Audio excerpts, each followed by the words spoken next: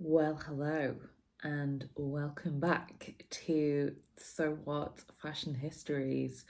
Um, I'm really excited because it's October, and for me, that is like my favourite month because it's what's referred to as spooky season on all my favourite podcasts, and all podcasts that I listen to start doing more sort of spooky, eerie episodes of like ghost stories and witchcraft and sort of mystical tales.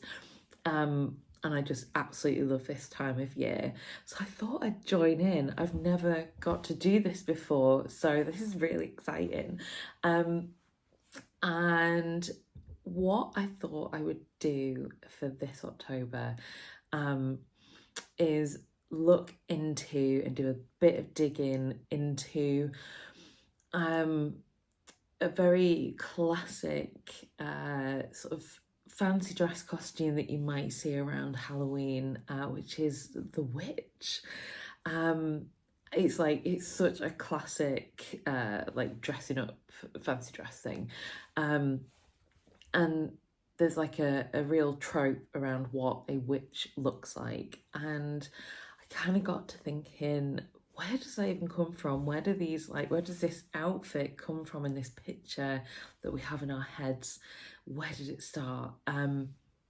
So let's just go through like the classic sort of vision of what a witch looks like. To me, it's usually an old woman, like an old crone, like in all the crosswords that I do, when the clue is a witch, the answer is usually hag.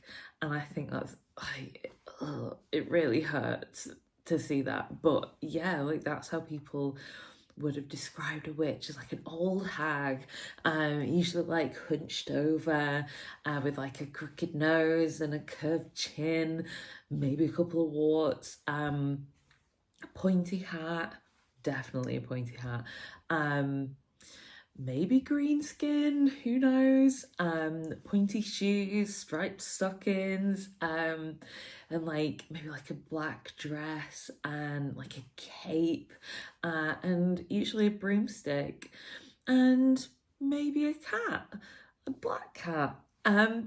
So where does this all come from? Like, how has this become like the embodiment of what a witch looks like? Um, let's let's dive into it.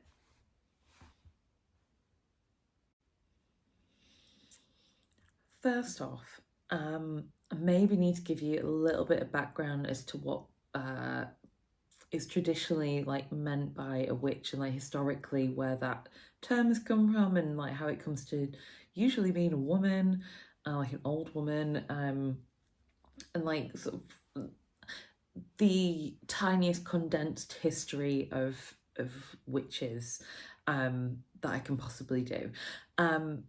So back, hundreds of years ago, um, the concept of a witch kind of wasn't what we think of today. What you did have though in communities, you didn't have doctors, not in the way we think of them, but what you did have were people that were known as cunning folk, or if it was a woman, they were often called like a wise woman, wise women, who were women who understood the power of plants and herbs as medicine and ways to heal people and what they could be used for, sort of in everyday melodies.